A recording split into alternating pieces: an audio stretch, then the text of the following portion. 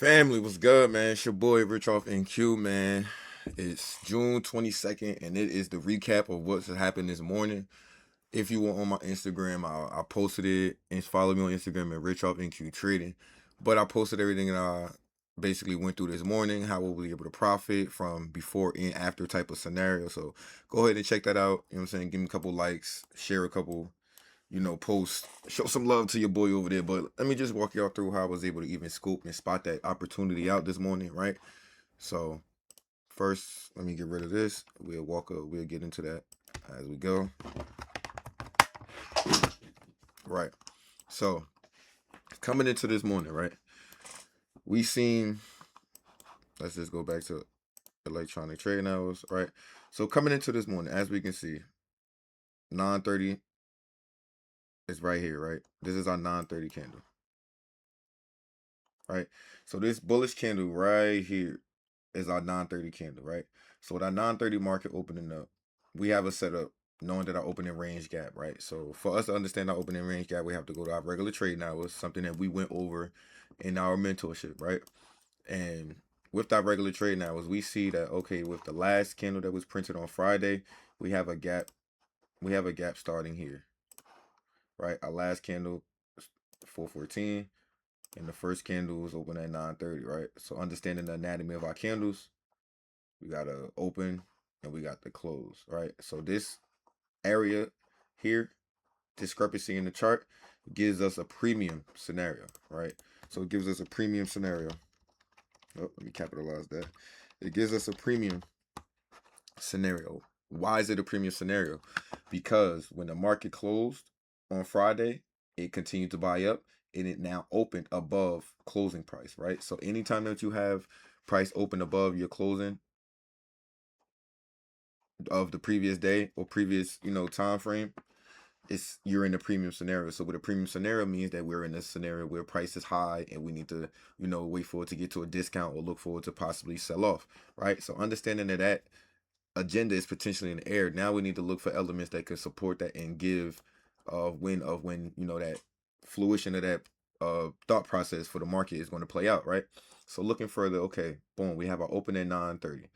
We see that open at 9:30. We have our first candle push up and we have this candle push down, right? So some may say, okay, well, hey, while this may be the potential for it to push down, right?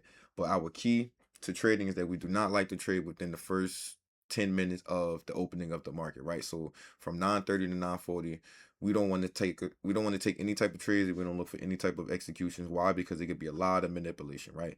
So first thing with this, as you can see, price pull back and immediately got into our range, right? So now typically this is what we want to see. We want to see at least 50% of our range covered, right? Before any type of other move or before any type of other concept or like thought process is applied to it, because it happens about 70% of the time, right? So with that happening, we want to see and target the 50% of the move, but we can't really get to it because of the time frame that we're not in it, right? So our theory is right, but our time isn't, right? And because we activate with time and theory or time and price concept, this was a no good trade. We needed two things to be happening at once for us to give us that significant setup, right? So let's just label this as an opening range gap, and we see that 50% of it was achieved by 9:35. Okay, so by 9:34, 9:35, 50% of the market had already, 50% of the gap has already been achieved. So price pushed up, and now what we have above us is opportunity to take out all previous all-time highs, right? So when we look at all previous all-time highs, we were here, right? And this also is a buy side liquidity, right? So our previous all-time highs were interacted with, right? So we pushed up, and we created new all-time highs a little bit above it. So push down, it respected the double low, it respected it, so it pushed up, right? So now you want to kind of wait and see what price comes to do once it gets to your macro time window, right? So now in our macro time window, it's between 9:50 and 10:10. Okay, and as you can see, between 9:50 and 10:10, price dragged up higher, made a high, and then right after 10:10, it immediately broke and released and fell lower, right? So as price started to drag up, and we had this candle right after our 10:10 macro window opened up at 10:11, and this full candle broke the lows and the structure of all of the lows that supported here. This is now a change of structure, as you can see. and also an opportunity to show you that price may want to reverse and to now potentially grade it to see where it wants to go. So with our grading of I, we take our Fibonacci, we take it to our top, and we want to extend it to the manipulation leg, right? So we want to extend it to the leg that causes the movement up or causes the manipulation. And what the manipulation would be is us going above, which was here, our previous high, or our, not here, I'm sorry. It was around here though, far as our old all-time highs. And once price broke above our all-time highs, now that's the manipulation to say, well, now that we broke levels, we should see price do something to confluence it and show and push up higher. But because we didn't, and we got a big characteristic expose itself to show that we wanted to go lower, now we need to wait, show patience, and grade it to see where it potentially may go, right? So once we do that, we grade it. Let's make sure that we put it into our standard deviation. Right, so now with our standard deviation, we now have our levels projected of, okay, retracement and entry and fulfillment at -2, right? What also confluences that? The simple fact that, okay, if you look out, since last week, we have several lower levels of liquidities available that can pull us to the downside. And as you can see, price is kind of still dragging towards it.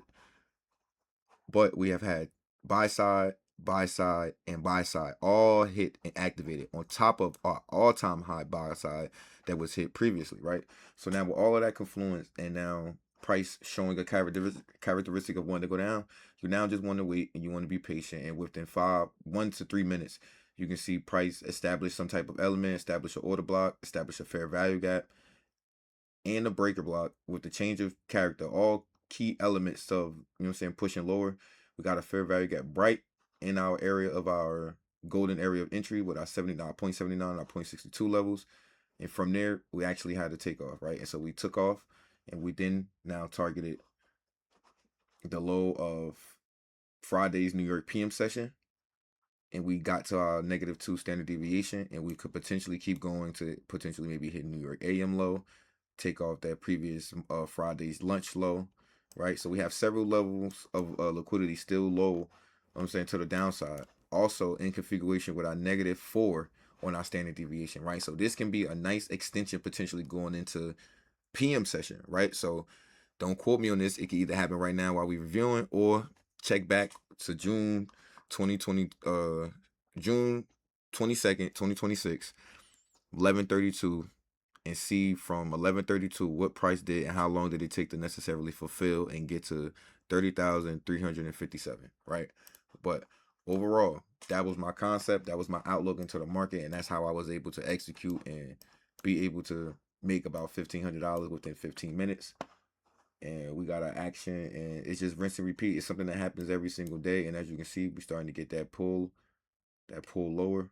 So we definitely should see at least 30,494, or I would just say 30,500 even, right? So 30,500 even. And whenever you watch this video, go back and see when we actually got it as a homework assignment or quick review. But this is a baseline of our strategy, our setup, how we could find things for confluence and, you know, grab opportunities. We don't even have to actually, you know, have the fulfillment of this move. We were able to identify and pay attention to the time and price. We had the specific time happening with 1010 with the 950 1010 window, and we had a specific price thing happening. So time and price were in alignment. Everything else fell right into, you know what I'm saying, 1 + 1 gave us 2, right? And we were able to get to our -2. So great day, great execution, great example of, you know, finding and being patient within the market and just executing at a high caliber pace, something that we would love to do every single day, right? So rinse and repeat, on to the next move. It's a great section, man. It's your boy tapping out. Just another review and example of how to trade the futures market, man.